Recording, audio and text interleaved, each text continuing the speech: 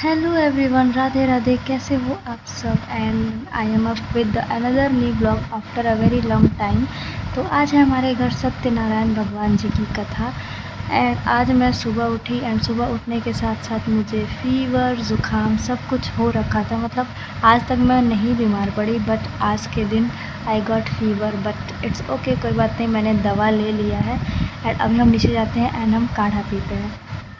ये रहा मेरा काढ़ा। एंड उसके बाद से फिर मैं नहा धो के हो गई रेडी। एंड अभी मैंने जस्ट यही पहना है क्योंकि कथा शुरू होने में थोड़ी टाइम था, लेट था थोड़ा सा, इसलिए मैंने अभी यही पहना ताकि थोड़ा बहुत जो भी काम धाम है वो सब हम कर लें एंड देन बाद में हम रेडी होने जाएंगे। देन उसके बाद मैंने लिया अपना सूट क्योंकि आज मैं ये पहनने वाली थी जो कि अभी थोड़ा सा ऐसा ख़राब हो रखा था, तो मैंने सोचा पहले मैं इसको प्रेस कर लेती हूँ। तो उसके बाद से मैंने उसको करा प्रेस। एंड उसके बाद से फिर मैंने अपने बालों को सुखाया क्योंकि मैंने करा था आज हेड वॉश। एंड उसके बाद से मैंने अपने बालों में लगाया ये सीरम। एंड फिर मैं ऊपर चली गई अपने रूम में एंड वहाँ पर जाके मैंने किया खुद को रेडी। मैंने पहने ये सूट जो कि कुछ ऐसा दिख रहा है, आप बताओ मुझे कैसा लग रहा है। ऑल्दो ये मेरा नया सूट नहीं है, बट अभी मैंने इसको बस 2-3 बार ही पहना था, तो मैंने सोचा कि आज कथा है तो हम कुछ नया पहनते हैं। एंड ये 2 कौड़ी का जो फ़ीवर हमें हो रखा था वो हमें तैयार होने से नहीं रोक सकता। तो मैंने सोचा मैं ऐसे भी मेरा मूड अच्छा नहीं था, तो थोड़ा सा मेकअप वेकअप करके अपने आप को थोड़ा लाइट अप करते हैं। तो मैंने सोचा कि हम थोड़ा सा ऐसे हल्का फुल्का क्या बोलते हैं, नो मेकअप एंड मेकअप करते हैं।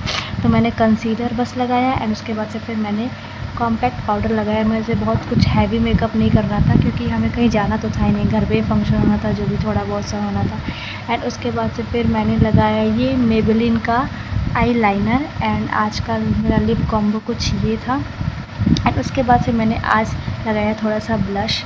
एंड उसके बाद से मैंने थोड़ा सा आई शेडो भी लगा लिया। मैंने सोचा इतना सारा चीज़ कर ही रहे तो भाई कोई बात नहीं, आई शेडो लगा लेते हैं। एंड उसके बाद से फिर मैंने लगाया ये मस्कारा। एंड ये मस्कारा लगाते टाइम मेरे दिमाग में सिर्फ यही चीज़ें बात आ रही थी कि मतलब हम लड़कियां कितनी भी बीमार हो लेकिन मेकअप करने के लिए हमारे पास एनर्जी पता नहीं कहाँ से आ जाती है। एंड मैं अभी सुबह बुखार में मर रही थी। एंड अभी आप देखो मैं यहाँ बैठ के प्रॉपर मेकअप कर रही हूँ। एंड ईयरिंग में मेरे पास ये 2 ऑप्शन थे, एक ये छोटा वाला एंड एक थोड़ा सा जो बड़ा था। तो मैंने पहले सोचा मैं दोनों पहन के देखती हूँ, जो अच्छा लगेगा मैं वो पहनूँगी।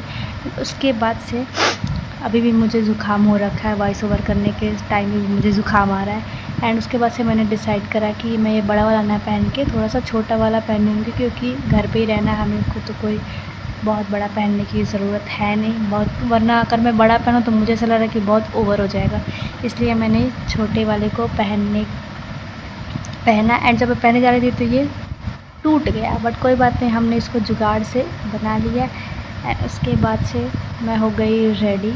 आप बताओ कैसे लग रहा है ये।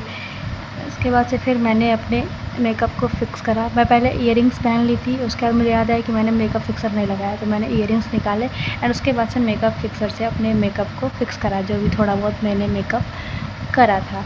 एंड बाकी नीचे अभी सब लोग धीरे धीरे तैयार हो रहे थे, पंडित जी अभी भी नहीं आए थे, बट मैंने सोचा कि मैं भी तैयार हो जाती हूँ। एंड ये रहा मेरा आज का कुछ ओवरऑल लुक। आप कमेंट करके बताना कि कैसा लग रहा है। भाई मुझे देख के कोई कहेगा कि मैं बीमार थी? कोई नहीं कहेगा, बट इट्स ओके, कोई बात नहीं। अगर ये सब करके आपको खुशी मिलती है तो आप करो भाई, बुखार हमारा कुछ नहीं कर सकता। तो ये था मेरा कुछ आज का लुक एंड मैं हो गई तैयार। एंड तैयार होने के बाद फिर मुझे नीचे जाना था, थोड़ी बहुत प्रिपरेशन करनी थी। एंड हमारे गांव में तो ये हमेशा होता है कि जब जैसे ही सावन का महीना स्टार्ट हो जाता है तो सबके घर रुद्राभिषेक या फिर सत्यनारायण भगवान का कथा मैंडेटरी होता है, मतलब सबके घर ये चीज़ें होती है। क्या आप लोग के जगह पे भी ये सारी चीज़ें होती है? एंड होती है तो क्या आपके घर पे सत्यनारायण भगवान की कथा को करा गया है? तो कमेंट करके मुझे ज़रूर बताना। एंड यहाँ पे हो गई हूँ मैं रेडी।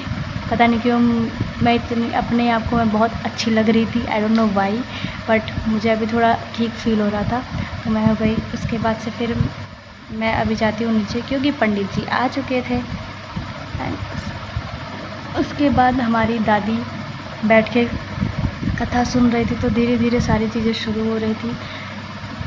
दादी की थोड़ी तबीयत भी नहीं ठीक थी, बट इट्स ओके, भगवान जी उन्हें अब ठीक कर रहे हैं धीरे धीरे, which is very great for us. तो सभी लोग यहाँ पे बैठे हुए थे and they were all listening कथा वेरी प्रॉपरली, एंड मैं भी यहाँ बैठ के सारी चीज़ों को शूट कर रही थी। और मुझे काम भी करना पड़ रहा था बीच बीच में, शूट भी करना था बीच बीच में। तो कथा ख़त्म होने के बाद ये हो रहा था हवन, एंड हवन होने के बाद आरती हुई, जैसे हमेशा होता है। कथा होता है, हवन होता है एंड आरती होती है।